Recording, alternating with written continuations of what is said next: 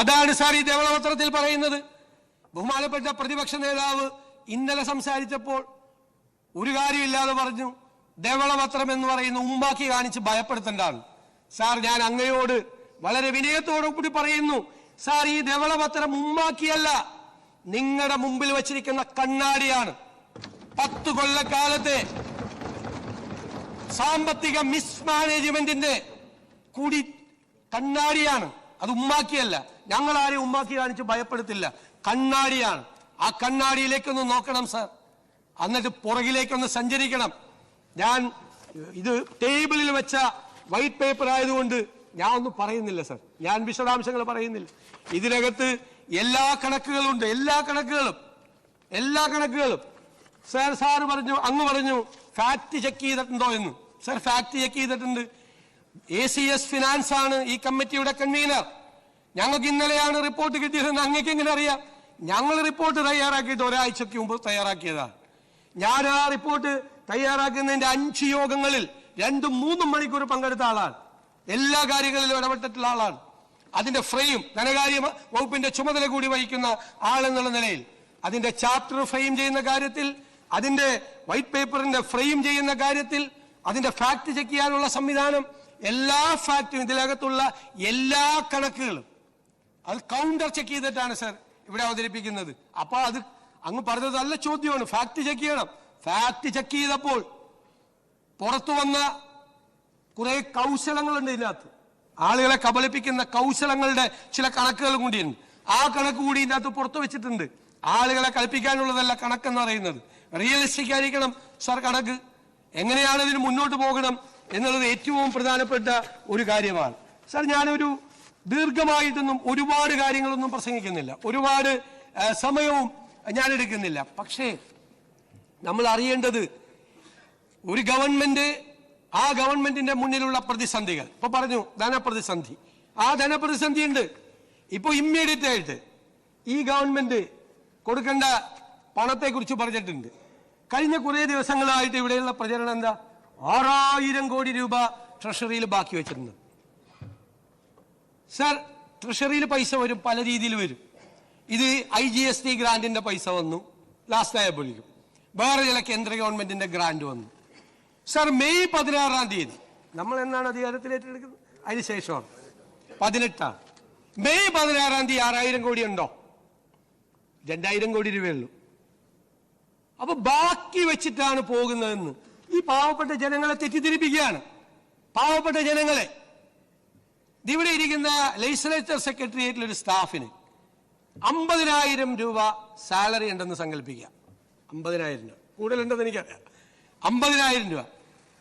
ആൾക്ക് 25,000 രൂപ പലചരക്കടയിൽ കൊടുക്കണം ശമ്പളം കിട്ടുമ്പോൾ. പുള്ളി പലചരക്കടയിൽ കൊടുക്കുന്നില്ല, അത് പോക്കറ്റിൽ വെക്കുന്നു. പാല് മേടിച്ച കാശ് കൊടുക്കുന്നില്ല. 1-ാം തീയതി ആകുമ്പോൾ പാലുകാരൻ വരുമ്പോൾ കൊടുത്തില്ല. പത്രക്കാരന്റെ കാശ് കൊടുക്കുന്നില്ല. മനസ്സിലായ? ആർക്കും കൊടുക്കുന്നില്ല. ആ ഇറച്ചിയും മീനും മേടിച്ച സ്ഥലത്ത് അവർക്ക് പോലും പൈസ കൊടുക്കുന്നില്ല. എന്നിട്ട് ഇദ്ദേഹം പറയാണ് എന്റെ പോക്കറ്റിൽ 50,000 രൂപ ബാക്കിയുണ്ട്. നിങ്ങളുടെ കയ്യിൽ 6000 കോടി രൂപ ബാക്കി ഉണ്ടായിരുന്നുവെങ്കിൽ LSCD മിനിസ്റ്റർ ഇവിടെ ഇരിക്കുന്നു, ലോക്കൽ ബോഡിയുടെ 3-ാം ഗഡു നിങ്ങൾ എന്തുകൊണ്ട് കൊടുത്തില്ല?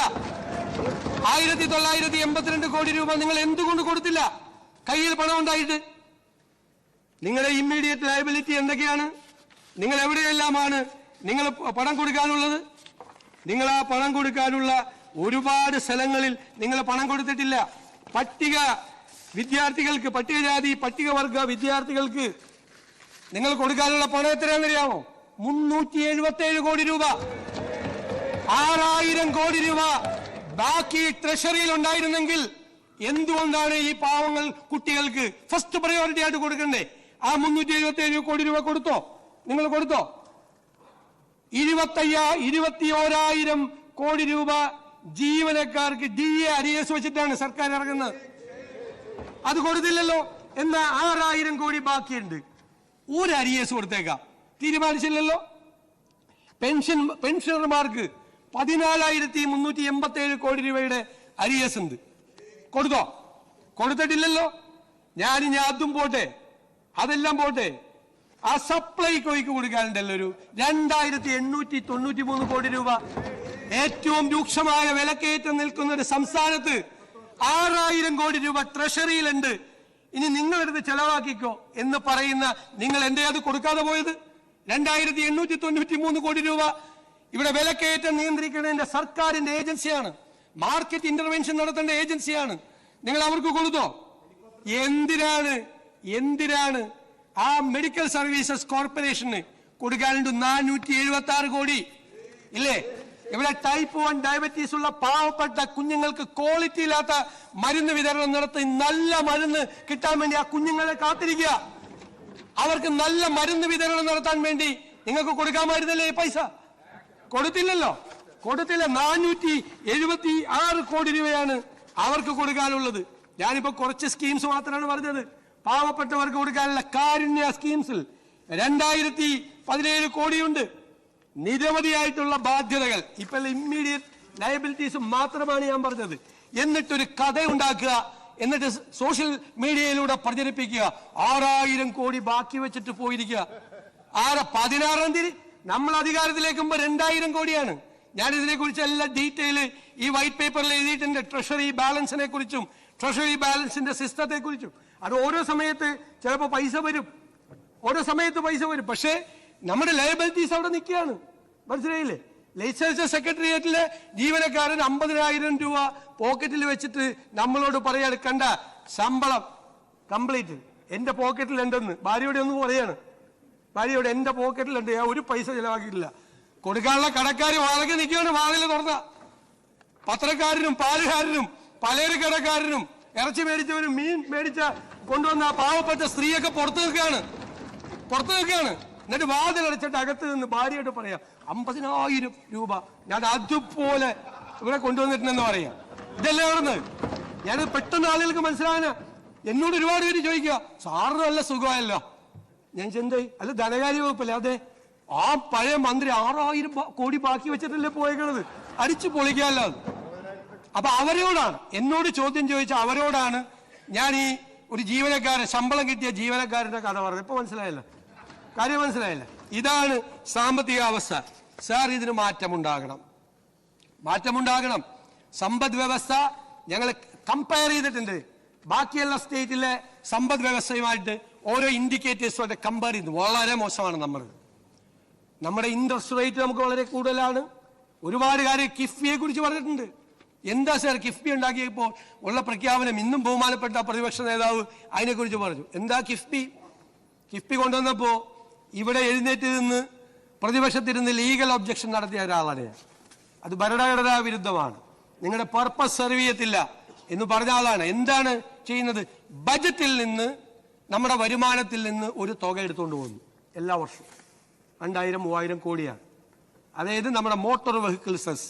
അതാണ് കിഫ്ബിയുടെ ഒരു ബജറ്റിന് പുറത്താണ്, സർക്കാരിന് പുറത്താണെന്ന് പറയുന്ന സാധനമാണ്. അങ്ങോട്ട് കൊണ്ടുവന്നു. ഇവിടെ നിന്നാണ് കൊണ്ടുവന്നത്.